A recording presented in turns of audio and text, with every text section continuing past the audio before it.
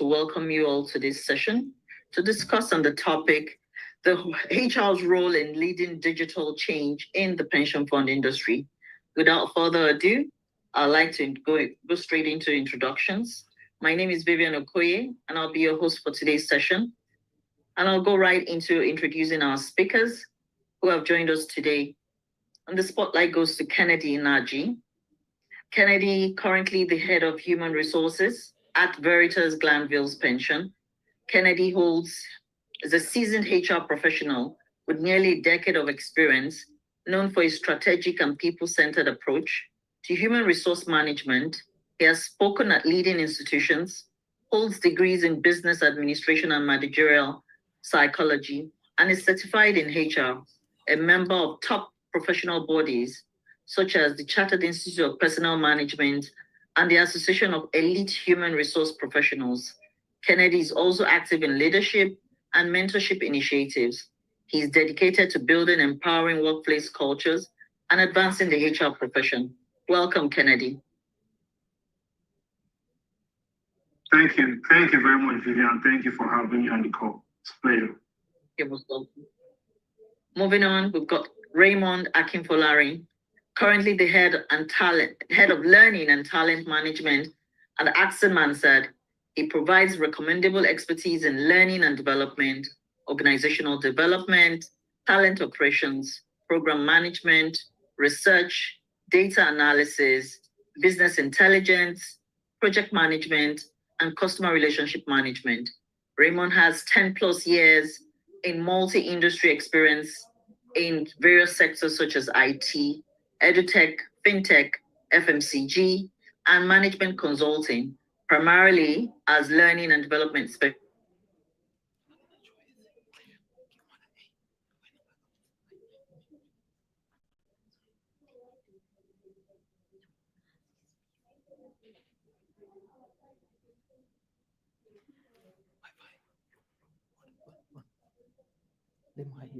Wi-Fi. Kamu bisa tahu. Yo.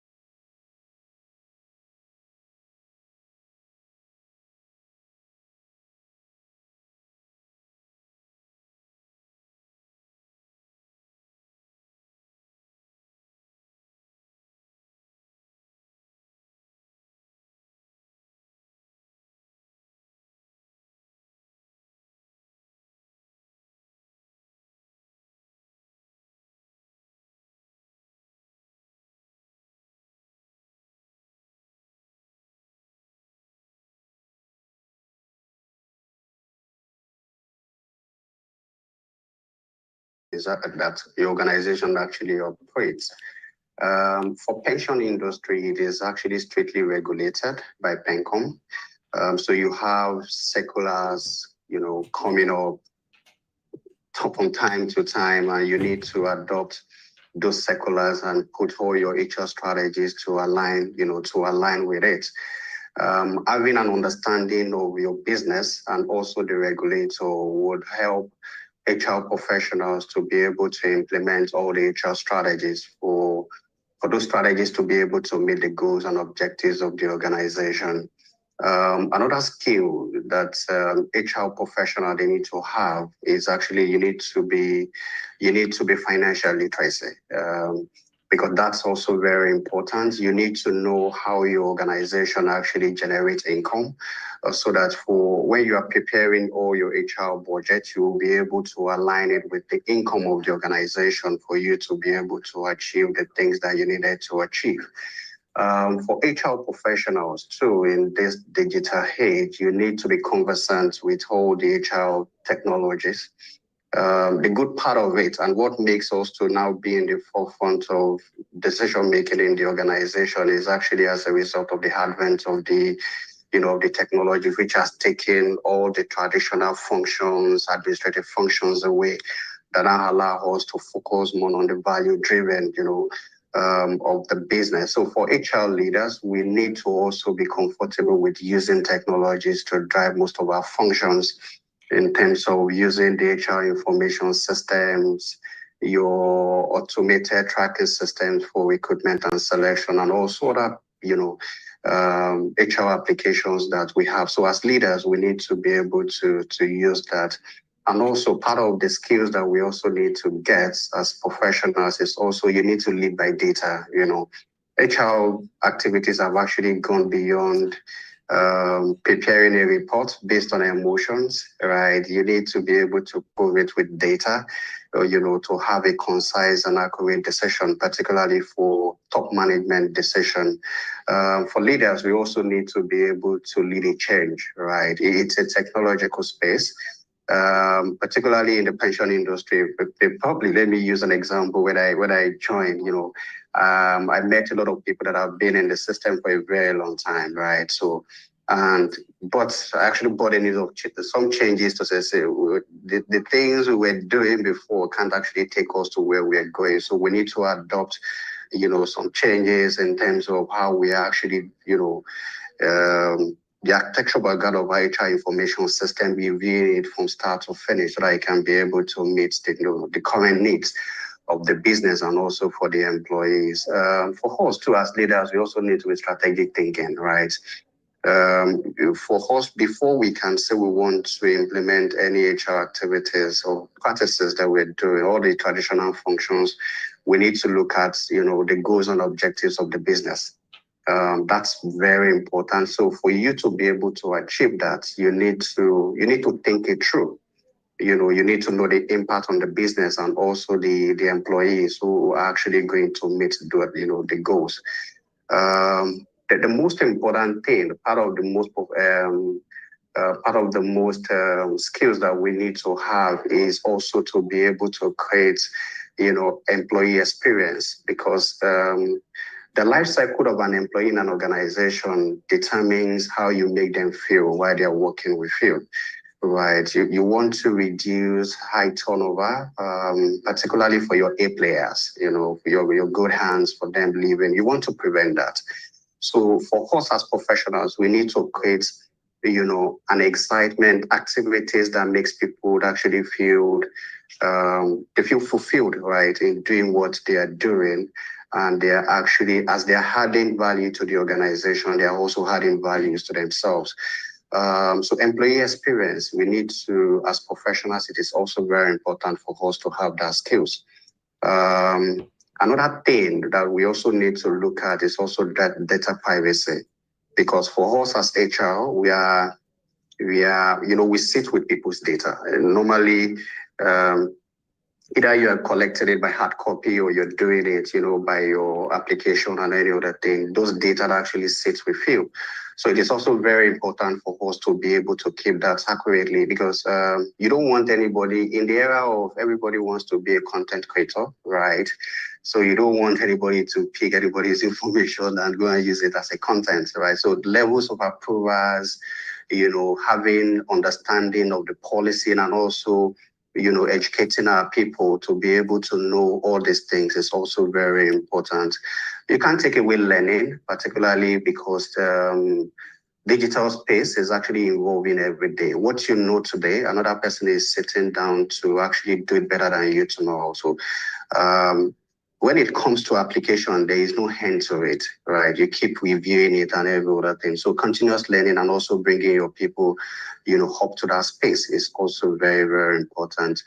I'm not going to leave out the diversity, equity, and inclusion, in workspace. It's also very important for you to, I tell people that we might look at it as a big word, but we need to we need to localize it to our environment, for you to be able to pinpoint, some of the things that you're not doing right, so that you can incorporate that into our HR processes. My last one is going to be leadership, right? Because for us as HR, everything starts with us.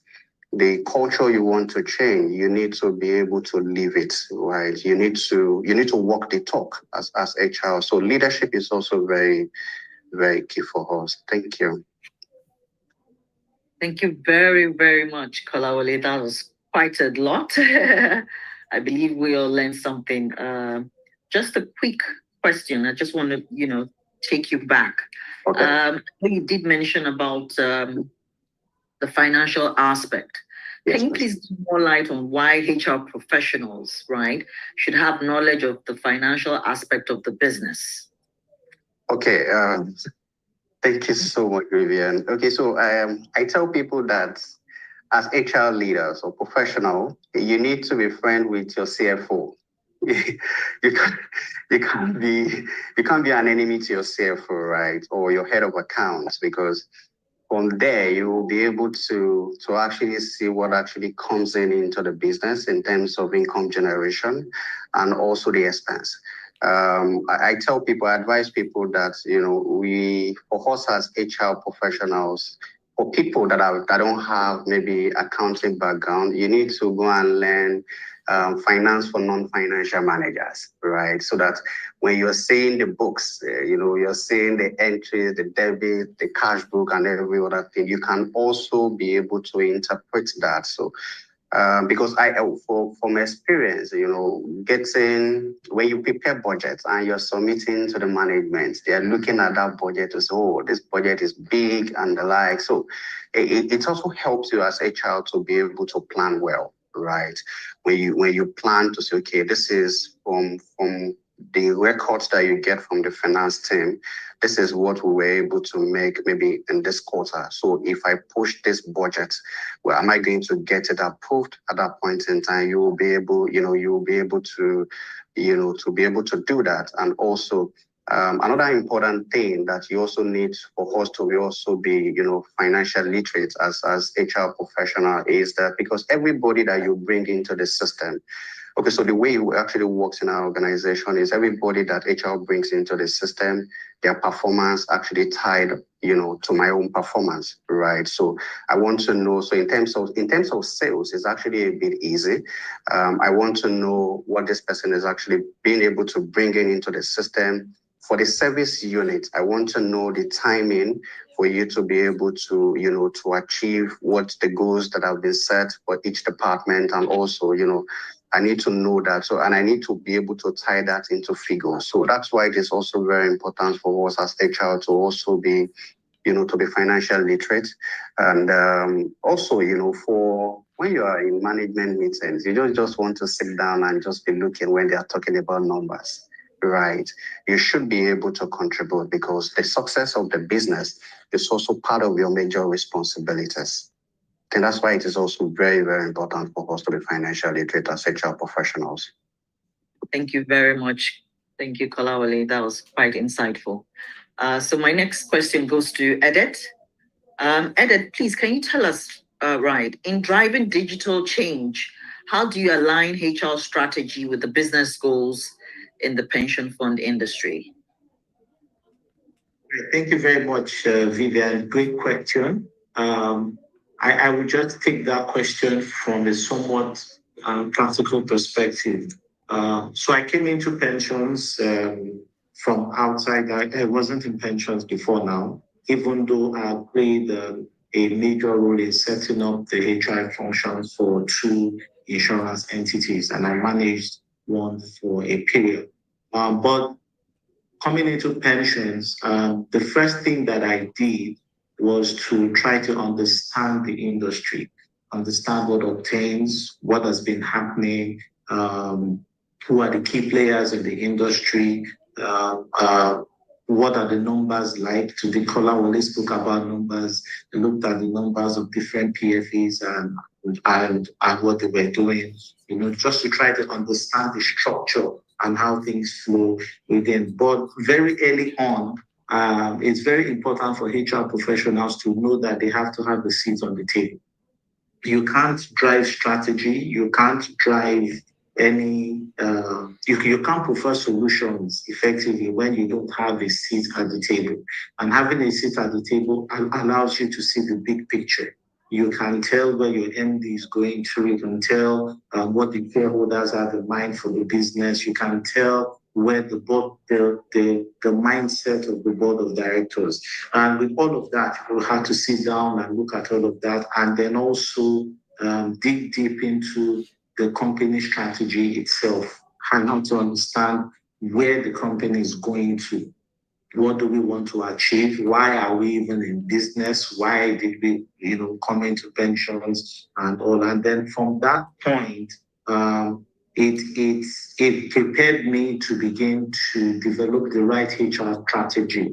I will give an instance. For now, we're using the balanced scorecard methodology for performance management.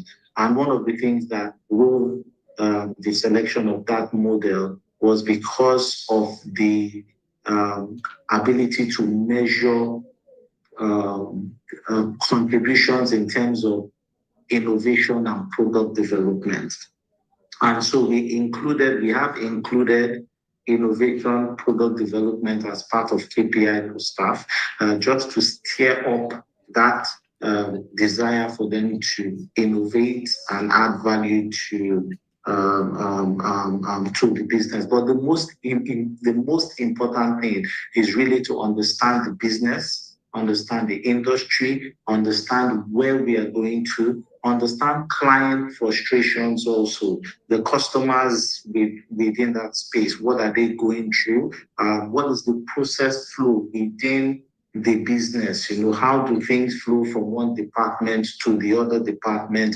It's very important to understand all of that, because that gives you the foundation to begin to create HR strategies that align with the business. And I think that's something that Kolawole spoke about a lot. It's almost it's a futile effort for any HR person, any HR professional, to begin to provide solutions when you don't have an in-depth understanding of what is happening around you.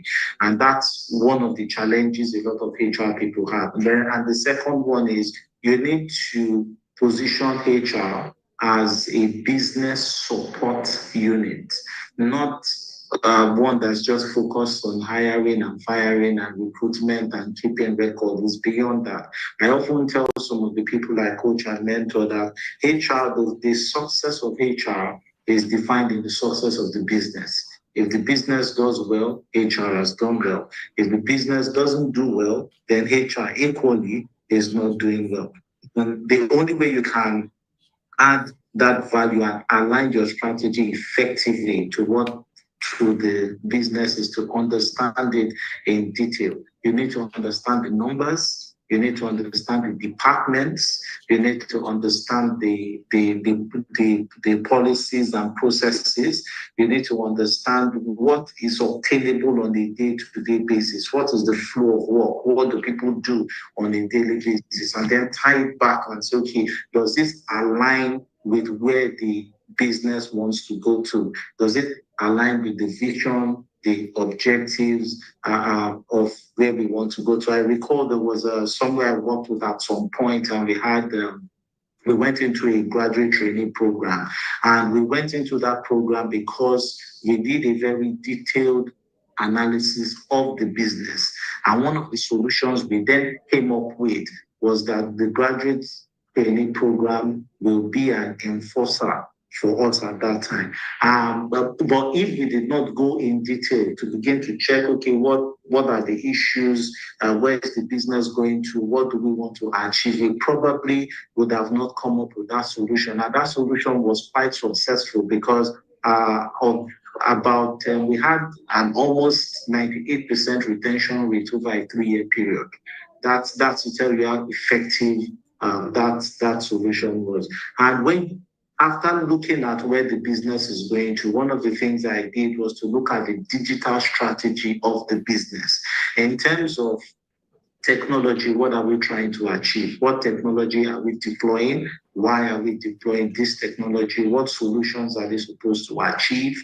And what value will this add to the business? We did set up, this led HR to set up an innovation and governance committee within some key members, some key stakeholders within the business. And HR is an active member of that committee, that's responsible for making sure that innovative ideas from different parts of the company come into that centralized committee for review and for onward action also. So that's some of the things that we have done.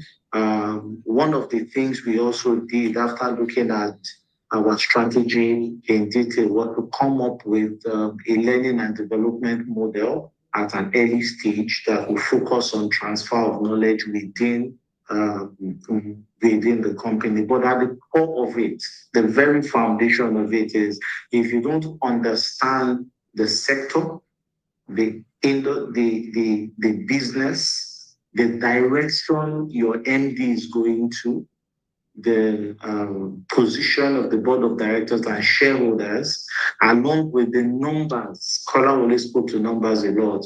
If you don't understand those things and have working knowledge of them, it will be difficult for you to provide the right solutions. It's always easy to come up with solutions to things. We can walk into an environment and say, oh, okay, this is what we should do here. We should hire people here. We should lay off people here. We should just create something. Okay, but at the end of the day, you'll find out that it doesn't solve the problem at all. It probably could even complicate the situation of the business at that time. And so the very foundation of it is getting to know the industry, the sector, the business, align carefully with your managing director, your shareholders, your board of directors, and make sure that HR has a seat at the table.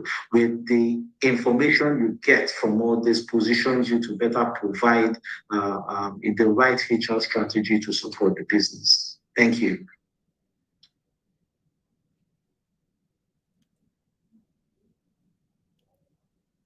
Sorry, we can't hear you.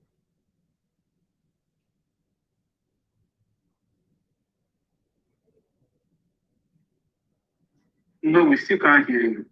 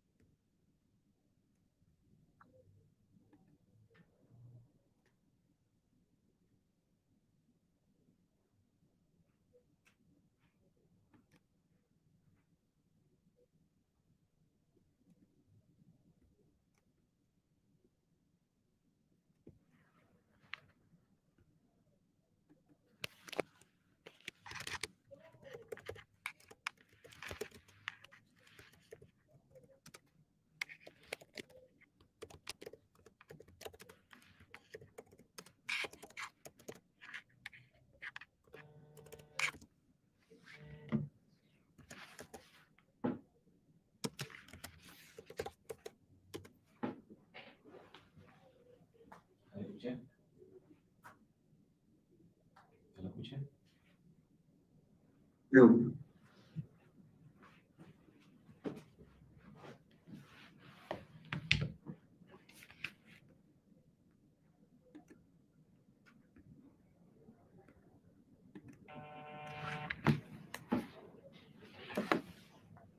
Check.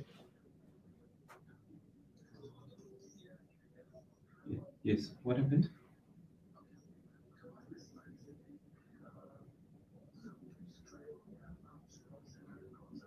Yeah.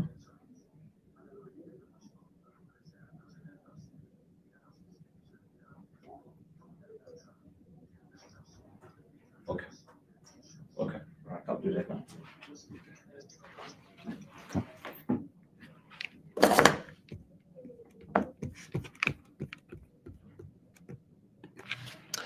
Ladies and gentlemen, we are trying to solve a bit of an issue on Vivian's side. Zoom is just technically doing some stuff on that side. So apologies. She will reconnect very, very soon.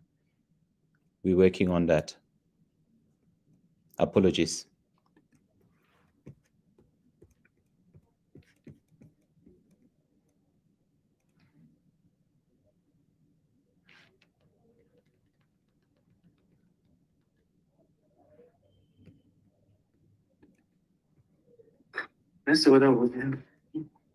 Hello? Can you hear me? Yes, we can hear you now. I can hear Welcome it. back. That's where we talk about technology. This is what we face. Apologies. Thank you very much, everyone. Thank you for your patience. Okay, so, yes, Edith was speaking. Thank you, Edith, for that. So we're moving on to Kennedy. Kennedy, please, can you tell us how you have identified and closed digital skill gaps within your workforce? Kennedy, over to you. Thank you. Thank you very much, Olivia. Yes, speaking about technology and as it relates to workforce or workforce as it relates to technology, something that, especially in this time and age, has become something of a need to have. Part of the things employees now are expected to have is some form of digital literacy. You have to be technologically savvy to be able to deliver on whatever roles you have been assigned to perform in your organization. So speaking about identifying and closing these these gaps in terms of digital or technological advancement, we are, first of all, there is like a needs analysis, right? So you need to find out, do a digital skill audit. And in that way, you want to look at your current workforce and see where they are, because technology is rapidly changing. Everything now involves technology. Every little thing you want to do, there is a system, there is an application, there is a program that can help you do that. So where are my workforce? Where are they in terms of how they deliver? Because like in the pensions industry, like you said, the background to this discussion was that the pensions industry has been going through a lot of changes, especially when it comes to technology. And even from PENCOM, we can see where that is going to. Very lately, a stakeholders meeting was held, and most of it bordered on technology and how to use tech to bring more people in, even with the pension, even with the micro pension, as they call it, or the personal pension now is called. That form of pension that was made for the traders, as they call it. Now we are looking at how do you even bring technology to that. So what you want to see is how can my workforce, how can my staff, how can the employees of my organization fill in that role? So first of all, you want to know where they are in that regard. So when you roll out surveys, because you are trying to adopt a technology, you have maybe your internal IT team is building a technology, or you want to buy an existing technology. So you want to roll it out first. You do a demo. What I would usually do is within my team, when we want to adopt anything within my own HR team, we would first of all test it to see how it works. Because if we get it, then we can now help teach the entire organization, staff organization, how to go about it, right? So first of all, when our IT is rolling out or when it's our initiative, then we have to first of all test that software, that program, that application. So when you do that, then you now know where your team's skill efficiency is, and then you now roll out the survey to your employees to try to understand their own perspective or their own, try to get an understanding of their own level of knowledge as it relates to that particular technology, so that it tells you where you need to concentrate efforts to be able to bring them up to speed as to delivering with that particular technology. Because even though we are not customer facing, front facing, but what we do to our staff or what our staff does impacts HR. So if an employee cannot handle a system, which means a customer cannot really get value when the customer needs that value. So you want to be sure that the client can get value when the person needs it. And so by doing that, you are ensuring that your staff are well equipped. So when you understand these digital gaps, in digital skill gaps as it is, then you now come up with interventions. It could be things that you want to tell people of. It might be something like how Raymond talked about, maybe bringing a set of people together, the change managers, as you call it, in the change management process, to first of all pilot this thing and then see how they would now go and now teach their team members. Because usually within every department or every division, there are one or two people who would help to, bring this thing down to that department. Because more often than not, or most often than not, the HR is seated at a corporate head office, right? And then you have branches scattered around. So, but you need people in those places who would also help man those processes. So that is also where they come in. So you want to come in with certain intervention. Maybe one other way we have done it, and I will say this practically in my organization here, we have also exposed our staff to go and take on courses from these digital platforms. So we said, go on Coursera, go on Allison, LinkedIn Learning, Udemy, take courses, because again, these are digital platforms, learning platforms. So they go there, they interact with it, then they come back to say, okay, this is this. So you now put them through. This is just a basic digital. So when you go there to learn, you are assigning them these things because of the skill gap that you have identified initially from the survey that you did. So when you do that, then you are not just identifying the skill gap, but then you are now closing it. You are trying to bring them up to speed, so that when the need arises, take for example, we have something happening in the pensions industry from June 1 when it comes to benefit payments. PENCOM has said each of the PFAs will now be directly involved in processing their benefit payments, and there are platforms and there are fintechs that would handle that. Now, each of these platforms are unique in themselves. And so whatever platform your organization decides to adopt, there has to be training for your staff. Because if not, then it also slows down how quickly your clients can actually get response to their inquiries, to their requests and all of that. So we have also started that process internally here. Even things as simple as maybe an Outlook or OneDrive, Office.com and all of that, we collaborate with our IT team to be able to upskill our staff, because we know that there is always one new addition, one new updates, this and that, and the different functionalities. So these are things that we do on a constant basis, and to see that our staff get to a certain level in terms of knowledge and competence when it comes to technology. And this is just relating to the staff that you have. Sometimes also when you want to recruit, you also sometimes at the back of my mind, even as HR, when I work with certain SBU heads, departmental heads and all, we are looking at especially like operations and benefit. We are looking at, okay, these people we want to bring in from outside. What system are they used to? Where they are coming from? Because it would also help. If the organization they are coming from, let's assume they are coming from a PFA as well, right? And then they are coming to your PFA. If they use the same system, then it's easier, right? But if the system is different, then what you now want to understand is if the candidate has the capacity,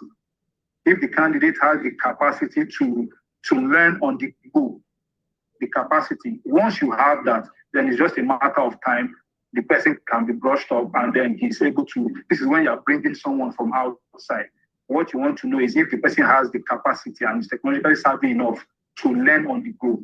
And that way you are able to not just identify, but bridge certain gaps that will be useful for your staff in delivering delivering on their roles. Yes, that's it. Thank you. Thank you very much, Kenneth. That's quite interesting. Speaking of digital platforms, I think some of the PFAs as well as insurance companies and the investment companies are, moving quite fast, because I remembered a few months ago when I was trying to get my application sorted, my visa application, and I asked one of my PFA, I said, you know what, I need I need my statement. How can I get that across? And it was so easy. He just said to Vivian, go to your app, click ABC, and then that's it. So in my mind, I'm like, will there be a workforce soon if everything is on the app? And then with this all these digital platforms here and there, I'm wondering, would we still need staffs working? Because everything has gone digital right now, and it's so seamless. It just makes everything work. The rapid response is quite easy, it's seamless, it's fast. I mean, thank God for digital innovations. Thank you very much. Thank you. So we'll move on to the next question. Edith, and this goes to you. How do you manage resistance to change amongst employees during digital transitions? Because you know that new employees come in, even older employees who have been there, trying to, adapt. How do you now manage those resistance, please? Thank you. Okay. Thank you very much again. Thank you again. Resistance to change in terms of technology innovation is quite common in work environments, and you find employees being resistant to change. They want to, okay, this has been working, why are we changing it? The timeline for them to get used to a new system. And then sometimes the fear that surrounds the success that will come out of it. At the time, I recall there was a time when I was working with a tech entity like years back, and we had a change of technology, and it was quite chaotic.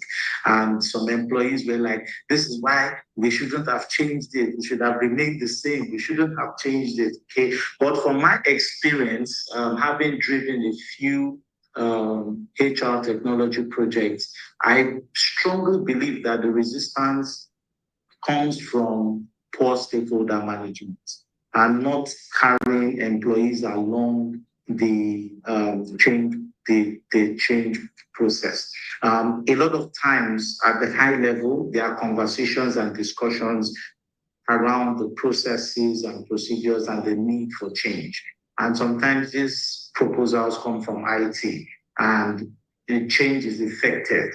But the guys at the shop floor, the employees, the guys who run the company day to day, are not involved in that entire process. And then one morning, they wake up and they're being told, okay, you're all going for a training to use this new platform.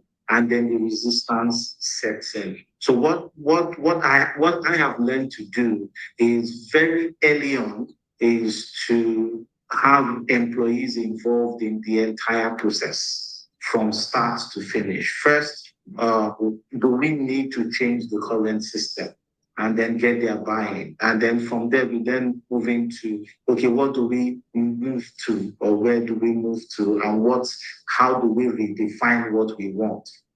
After that conversation, the rest then becomes a bit easy because you see, because they have been involved at the early stage, they then get much involved and even commit time to testing those platforms when we begin to plan for go live. I will give a typical example here. We were developing an in-house HRIS system at my previous place of work, where we needed to move from a one platform to another because of the challenges we envisaged or we experienced with that platform. The name of the application was achieved at the town hall meeting. HR led it. I was part of that engagement. We had a town hall meeting. We want to move from this platform to one we will create ourselves. What do you guys think we should call it? And we received about 120 name suggestions.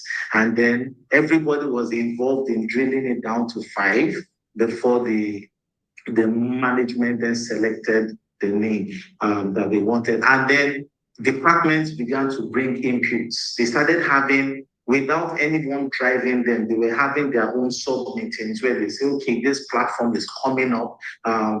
We in finance, this is how it will affect us. Let's quickly tell them now so that they will take care of our needs ahead of that time. Now, if those conversations didn't happen at the beginning, it would have been very difficult for us to push that change to happen at that time. And finally, I'll just bring it down to where I am now with Citizens Pensions.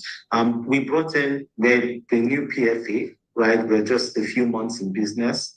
We started doing well, okay, thankfully. But at very early on, we had these conversations around technology, innovation. What do we do? How from day one, everybody has been involved in designing the technology platforms and even testing it.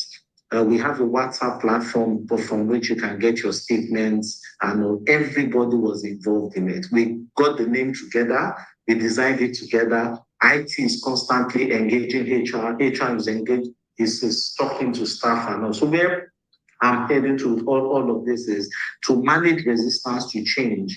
You have to engage employees in the process from the beginning. One, figuring out why do you even need to change the system? If you involve them very early on, resistance will drop to a significant level, and you have them participate in the process end to end. However, if you have those high level discussions and then you bring it down and say, okay, we'll send an email, going forward, we have this fantastic platform that we want to use going forward. Even the desire to learn how to use it will drop. And then the timeline for deploying will extend, and it will impact on the business because you discover you may start losing money.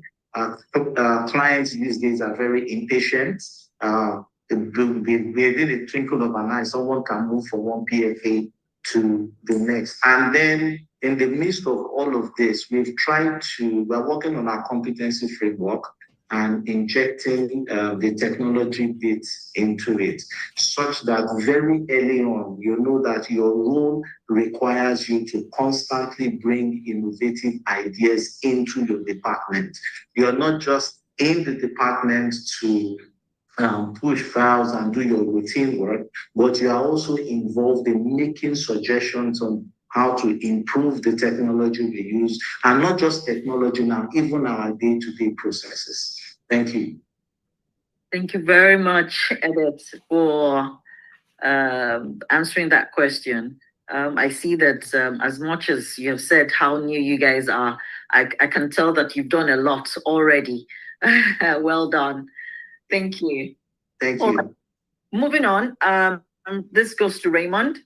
Can you please tell us if there are ways, right, how HR can use technology to better promote diversity, equity, and inclusion in the workplace? Thank you. Thank you, Vivian. Kolawole spoke a bit on the importance of diversity, equity, and inclusion. And against the backdrop of competition for global talent, the quest for talent has become a global conversation. So if you are not DEI compliant, most likely you are competing backwards. So again, technology has to come in the fray of everything that we discuss at work and even outside of work.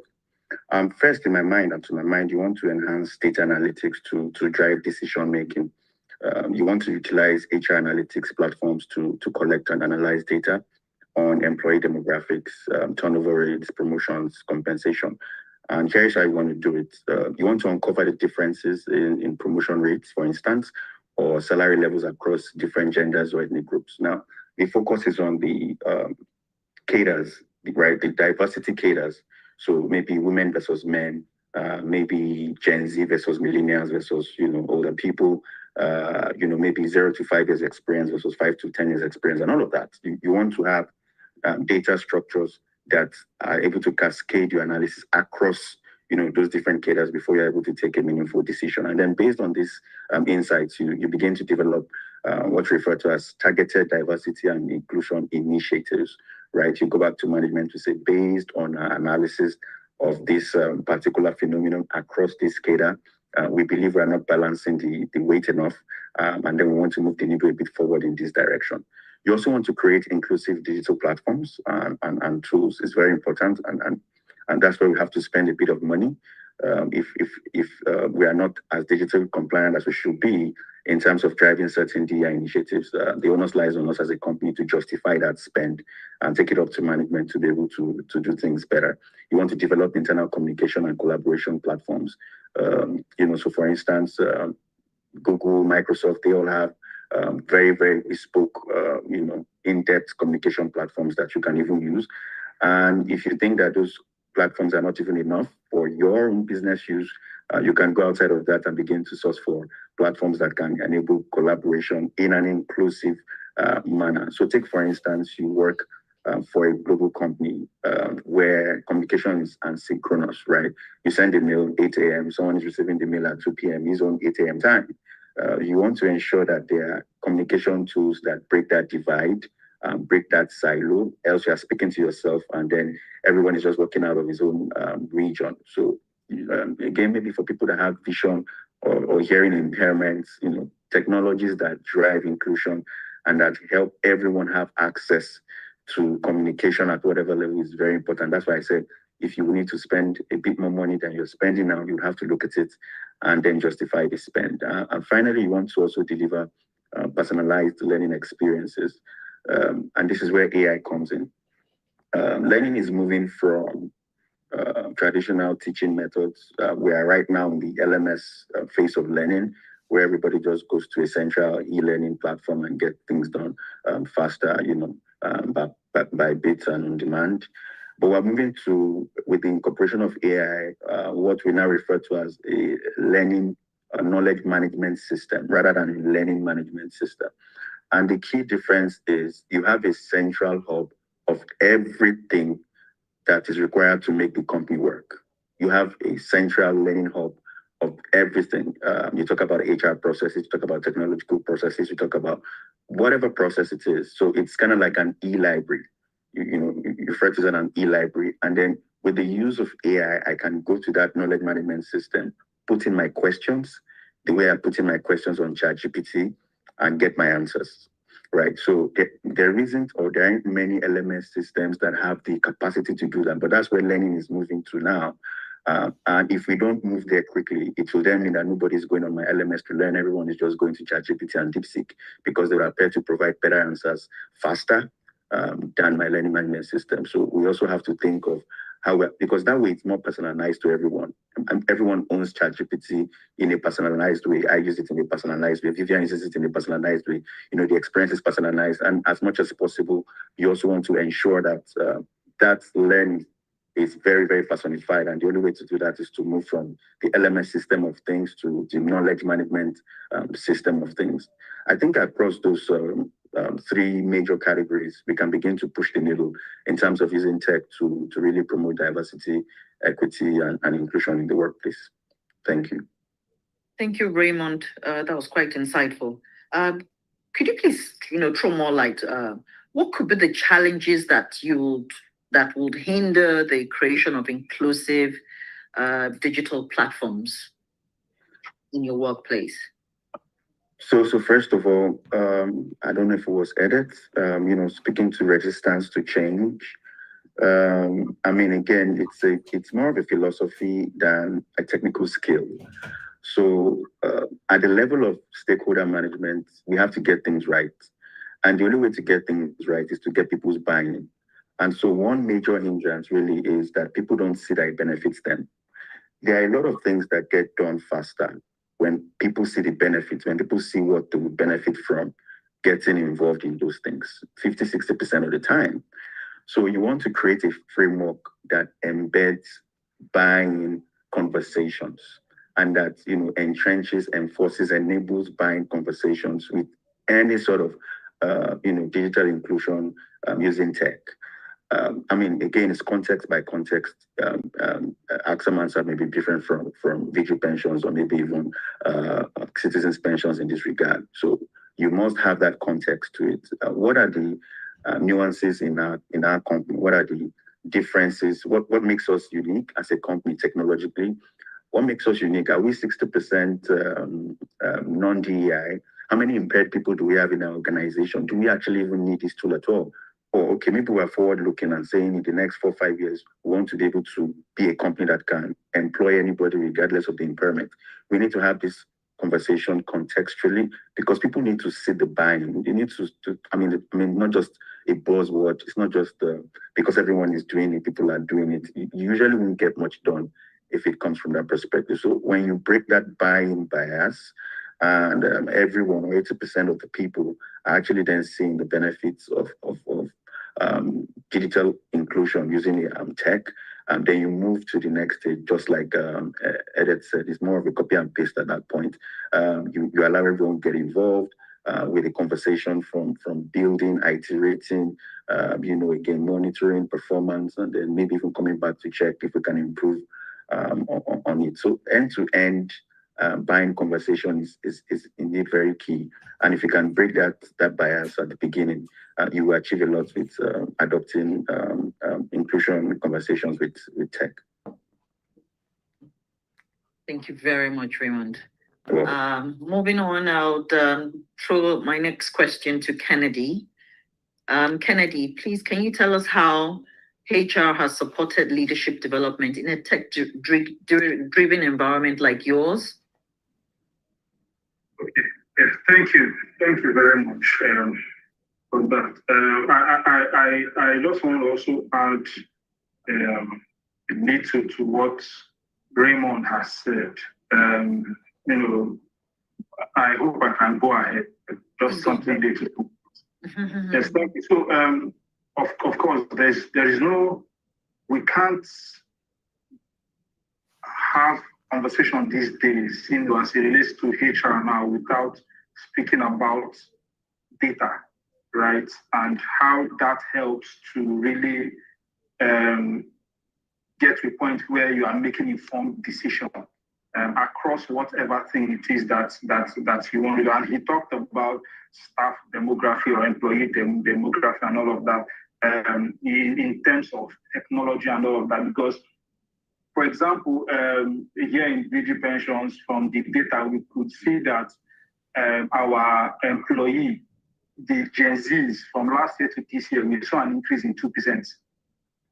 Wow. So our workforce, as of today, and I'm talking of the whole of 2024, was about 7%. But we are just in May right now, and now it's maybe about 9% of that.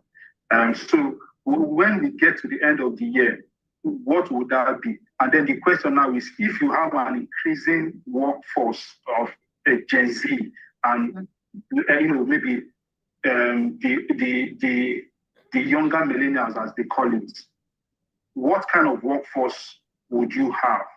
What are the things that this type of people would naturally want to do? Of course, these people are the type of people that are technologically driven. So you want to be able to ensure that you have the technology to keep them, because they don't want to get involved in paperwork, things that will be, their own pace of working is different. But you can only identify that because of data, because you have data that shows you that this particular metric is increasing and then the Gen X is decreasing. So it tells you something that you should now start thinking towards something else. During my time in the bank, I remember being called upon to speak on DEI, as he talked about. When I was with one of the banking institutions, we had staff members who were amputees, right? And that was a big thing for the bank at the time, that we were able to employ someone like that. And even looking at your environment, your structure, your building physically, does it allow for disabled people to access your building, right? With the wheelchair and all of those, do you have those structures for that? These are physical things that they can see to really see if you are DI compliant or not. So those are just part of the few things that I wanted to add. Thank you very much, everyone, for that. So to the question you asked on how HR is supporting leadership. Leadership in this digital age is something that, like I've said, is very, very critical. And I'm sure leadership themselves are also aware of this and how important it is to be able to interpret certain things. We know what AI has done today. Raymond has spoken about ChatGPT and some AI tools that you really don't need so much again. Even you, Vivian, you were asking, would there be a workforce, right? So if I can interact with my system and I get results, then where does leadership come in? And that is the strategy. Because what leadership is about is strategy, is futuristic, is thinking, because you can't take that away. AI can do a lot of administrative and operational things, but leadership people are there to actually guide. Let me use that word, to guide, because technology actually feeds off something. AI feeds off something, and it's people that provide what they feed off, right? So you are looking at your leadership capacity as well. So when we, for example, when we recruit, especially for senior positions, we also want to see how that affects us in terms of the people that we are recruiting. How technologically savvy and driven are they? It doesn't matter the generation they are part of, right? But we also want to know how technologically inclined they are. What we know as reverse psychology, where the younger ones would more like, reverse coaching and mentoring, where the younger ones would more like coach and mentor the older ones. It's usually in areas of technology like this, right? Because it is assumed that the older generation are slow to accepting and adopting that, but the younger ones, like the Gen Zs and the later millennials, they are fast at grasping that. So you now see where they now come up to the leadership to try to get them. So the leadership is open. Our leadership is open to having the younger ones. Okay, come and put me through this. Come and show me how this works. That is saying that, yes, you are collaborative. You are inclined to learning from even what you would call your subordinates. And it's also from leadership that you actually drive. As much as HR is like going to do all of this, but when HR aligns with leadership, this thing about driving technological adoption, digital revolution and all of that, it also comes from leadership. So if we can get the buy-in of management, leadership board, and then they themselves now also add a voice to the push that HR is giving to this technological advancement or digital upskilling, then we can also see that leadership is getting involved. Of course, when it comes to succession planning, is also a big thing. And again, technology comes in. Although these days we've seen situations where the successor even lives before the incumbent. So then what becomes of your succession plan? Because the person you are saying will take over from somebody has already gone. So then you are now trying to see how you would now balance that. So we try to spread our as I call it, I just call it the 5-ton rule, where you have at least 3, 4, 5 people for a particular role, because you don't know who's going to go first. You don't know who will go first. So it's better you spread that risk, as it were, and then brush them off. See that even in terms of technology, what does the future say? Where are we going to? What is it looking like?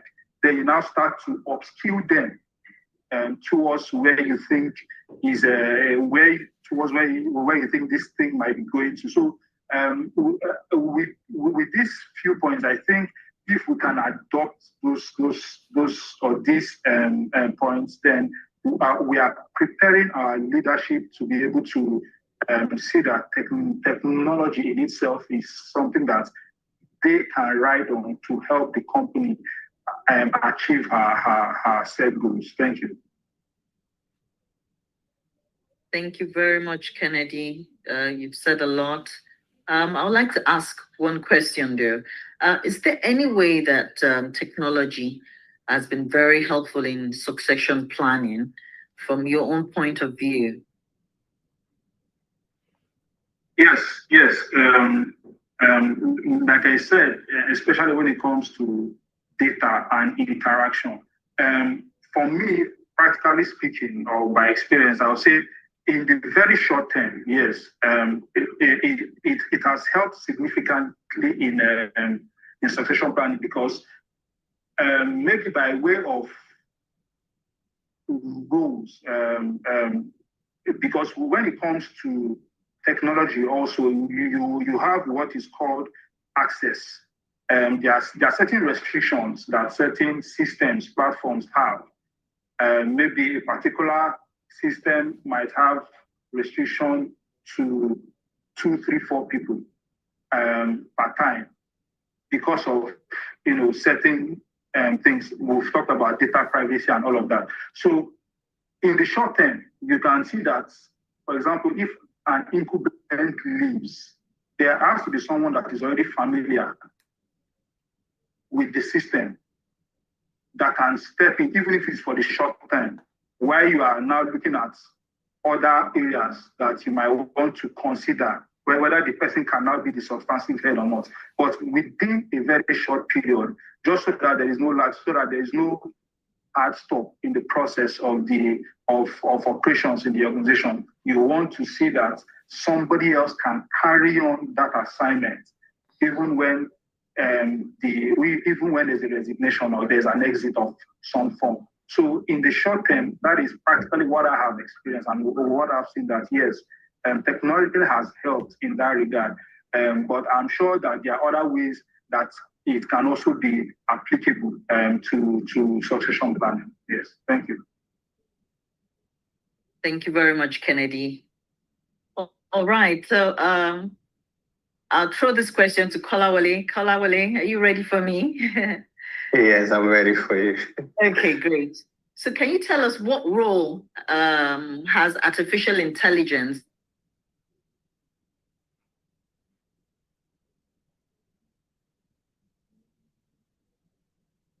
Look, I didn't hear your question. Please, can you repeat again? Okay, I said, what role does artificial intelligence or automation currently play in your HR processes in your organization? Okay, all right. Thank you so much. I'm going to give practical experience in terms of our HR information system. I think the area of self-service, right, that our employees can go to their portal,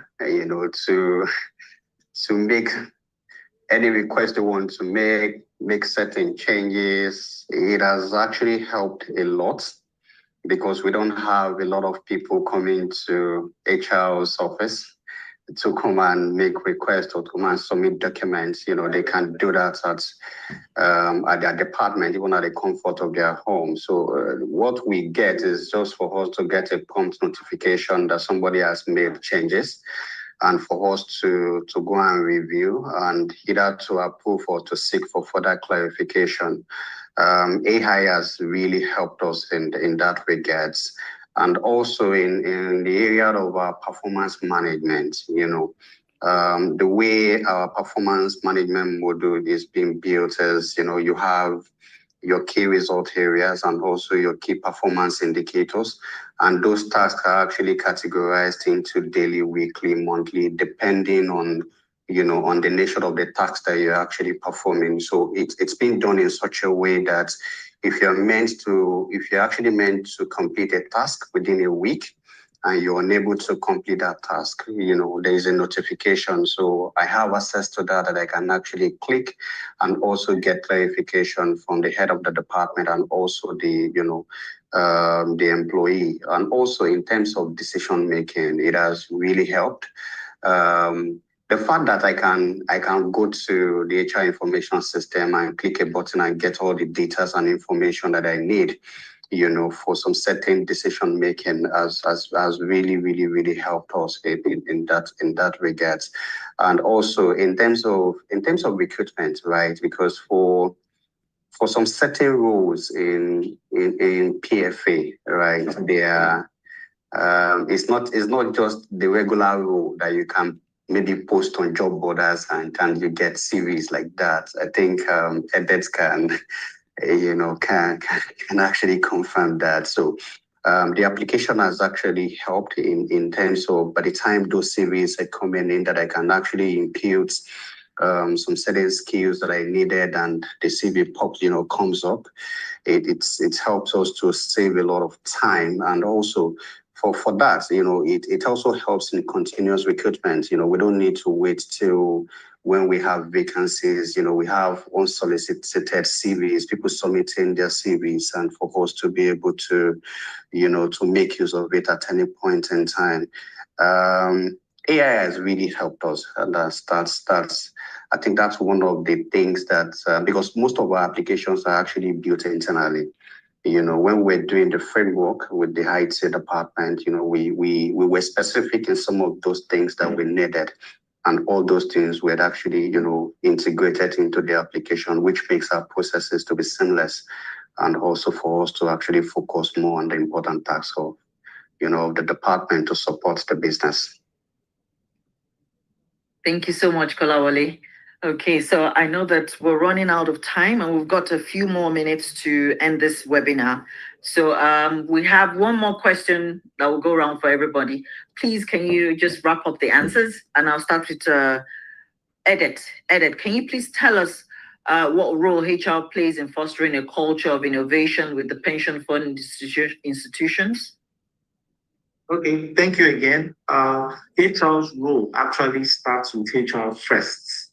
And you have to have that culture internally within the department, the function itself, and in terms of the services that you provide to the rest of the business. Our HR unit here is completely paperless, end to end, from start to finish. We haven't touched paper in terms of HR activities since business took off. We haven't at all. And for staff who, Kolawole mentioned the self-service option. Also, we have that option. All the way down to lateness, absenteeism, everything is completely automated, and it has helped us in terms of driving that culture. I'll give you a practical example. Someone goes to the printer to print something, and HR says, "Oh, you don't. Why are you printing stuff?" And they're like, oh, okay, is it because you guys in HR don't use paper? And we're like, oh, that's the culture we are trying to drive here, that everything is automated and all. And one of the major things we did, we started from the top in terms of our core values. We injected technology and innovation into our core values. So when we have our onboarding sessions for new hires and for those joining us, they are immediately introduced to the concept of technology, innovation, and the need to constantly improve what we have now. And so at the point of joining, that culture is built in from day one. We had conversations with our leadership also at the top level to make sure that they also adopt technology end to end. And so you have we have a few baby boomers within our system, and they don't sign documents anymore in terms of paperwork. They had to embrace technology end to end.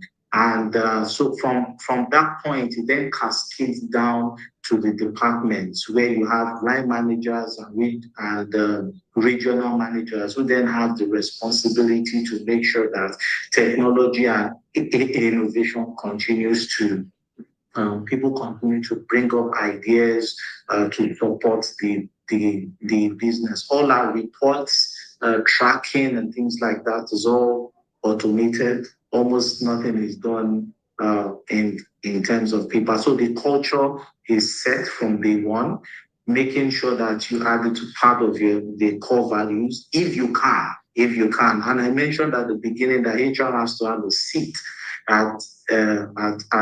needs to have that seat at the table.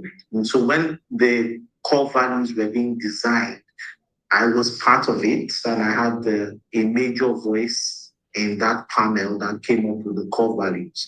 And so it's easy for me to take those core values and distill it down. So the things that we've picked from there, we injected it into our onboarding sessions, into our recruitment interview questions and things like that. So you have technology spread across board, and everyone coming in has that mindset of I'm coming into an environment that promotes innovation, promotes the use of technology, and as much as possible is going fully paperless and if you permit me to use the word, being techie end to end.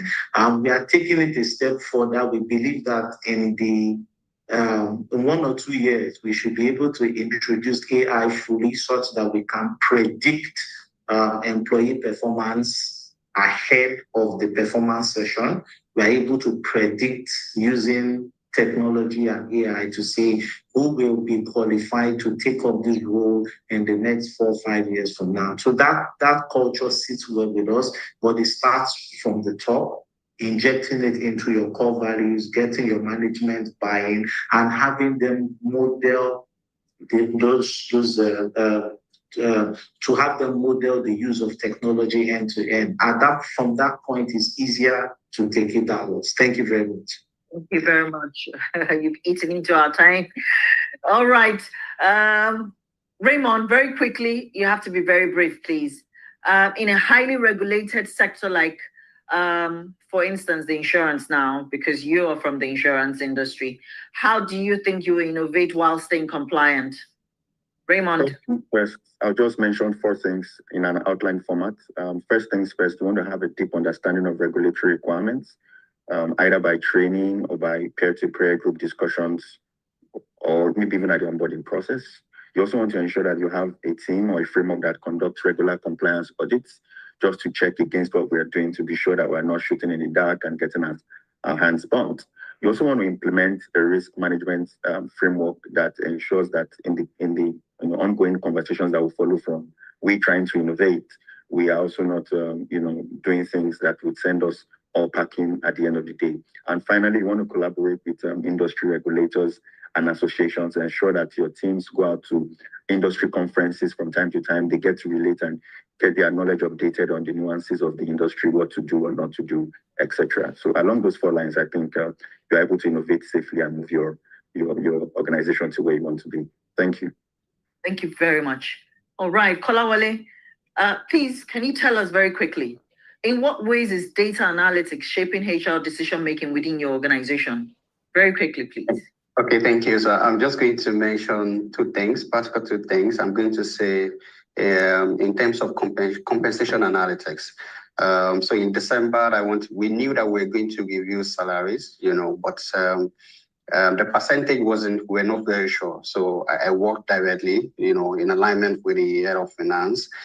So luckily for me, so we engaged. So one of our partners, they carried out salary survey for the industry. So that really helped a lot in terms of knowing what the market is currently paying, then what we needed to do. So by the time I was making the presentation to the management, I was backing, my points up with what the market is, is paying at that point in time, which actually made that decision to be very good. And I was able to get very good percentage for our people, and everybody are actually happy. Secondly, in terms of the employee engagement, in terms of the survey, right? Like I said when I was talking, that our decisions can be done based on emotions. So you have numbers of people saying, rating some key areas, in the organizations, and based on that, the report being submitted, we were able to look at those things that we actually scored very low and improved on it, and everybody, are actually happy. I think those are the, some of the ways that, this data analytics has actually helped us and shape, our decision making in the HR department. Thank you. Thank you very much. And lastly, we'll move to Kennedy. Kennedy, can you tell us very quickly what strategies have proven effective in upskilling and reskilling employees for the digital future? Very quickly, please. Thank you very much. One of those strategies, as I said earlier, is for you to, first of all, analyze the skill gap. Then you have to, of course, now bring majorly learning interventions. Sometimes it can be personalized learning, it can be blended learning, it can be learning as a group, for the employees to be able to upskill. Whether you are doing a group learning, it's someone teaching them, or you are blending, or is a blended learning where you are doing both digital, bootcamp, physical, especially things that you now have to have hands-on process on. The group learning can also be, you can also learn on the job. You can also throw on in, and just as they go on, you have someone supervise them that would take them through, or make it like a project-based kind of thing, where people can, as they carry on the business or the operations, then they are having technical skill, hands-on experience. You can also call for, you can also advise that they go for certifications, leadership trainings, to be able to get up to speed with what the technology atmosphere is at the moment. Basically, there are learning interventions that you can do, different forms that you can use to bridge that gap. And some of these strategies are proven effective even for my current place of work. Thank you very much. Thank you. Thank you very much, Kennedy. So we'll try to wrap up this webinar session. We want to say thank you all for joining today's insightful session in discussing the HR's role in leading digital change in the pension fund industry. Our discussions have reaffirmed that HR is no longer just a support function. It is a strategic driver of digital transformation, particularly in a sector as vital and complex as the pension industry, from identifying digital skill gaps to upscaling teams, fostering inclusive technology adoption, and aligning HR strategies with overarching business goals. We clearly understand that our panelists have shared both practical approaches as well as forward-thinking strategies that are shaping the future of work in the Nigerian pension fund industry. And a few takeaways for this webinar. We'd like to talk on that has been spoken about. We want to move on to digital capability, which is now a core competency for HR. So building future-ready teams means equipping both leaders and staff with the skills to thrive in a tech-driven environment. Employee-centric transformation is also very essential. So we know that technology must be inclusive, compliant, and aligned with values like diversity, equity, and inclusion. Then we also talked about data and artificial intelligence, which are empowering HR to make smarter, more strategic decisions, from talent management to organizational planning. And most importantly, HR must champion a culture of innovation, driving change, not just from the top, but across every level of the organization. And as we navigate this evolving landscape, let us continue as much as possible to embrace our roles as change agents, building agile, tech-savvy, and resilient institutions that can deliver value well into the future. On behalf of Regenesis Business School, we want to say a very big thank you to our esteemed panelists, Kennedy, Raymond, Edith, and Kolawole, for sharing your expertise and insights with us today. And a very big thank you to our audience for joining us and participating actively. It has made our discussions very vital and impactful. But before we finally wrap up, I would like to give each one of us a minute, I won't say a minute now, a few seconds on final thoughts. Kolawole, please, final thoughts. Thank you. Okay, so I want to say a very big thank you to you and to everyone for this opportunity, and for all our participants, HR professionals. Please, let's keep evolving. Let's leverage on technology to make our job easier. Thank you. Thank you. Raymond. Thank you so much, Vivian, and the Regenesis team. Really big thank you for the privilege. I also want to thank our participants for, like you said, the very, very insightful collaborations on the side too. On a final note, I want to please implore all of us in the HR profession to see future-ready teams as a priority, and so that we are not all out of business altogether in the next 3 to 5 years. I think it should be a priority conversation for every HR person to begin to think about what the workforce of the future would look like, and then begin to plug in long-term strategies to ensure that we are at least at the benchmark when that future comes. Thank you so much. Thank you. Kennedy.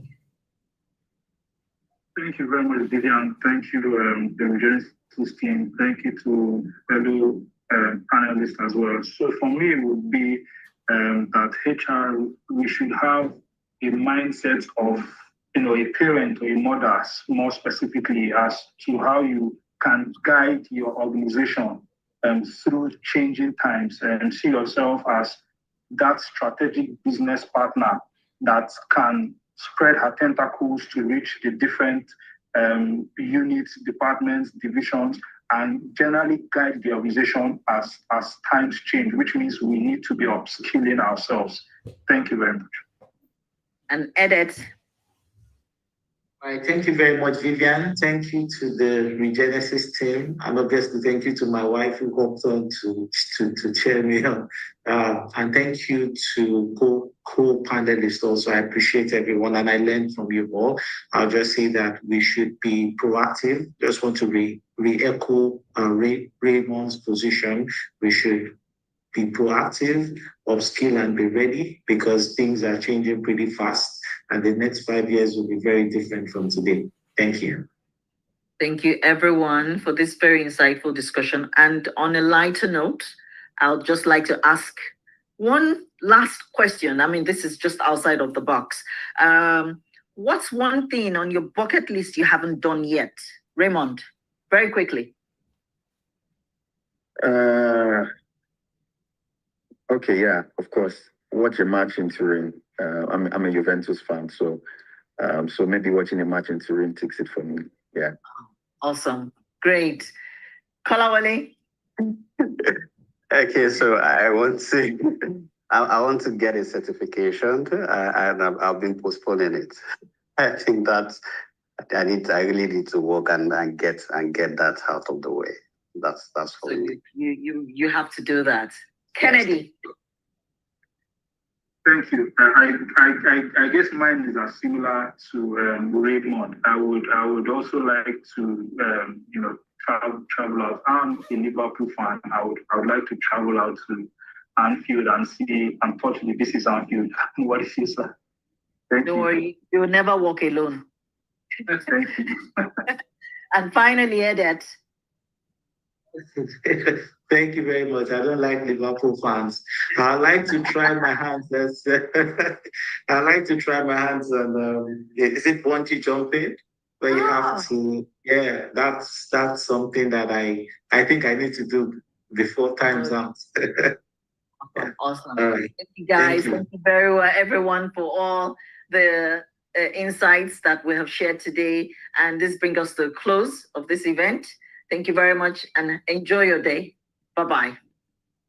Thank you all. Bye. Thank you. Bye. Thank you very much. Thank you.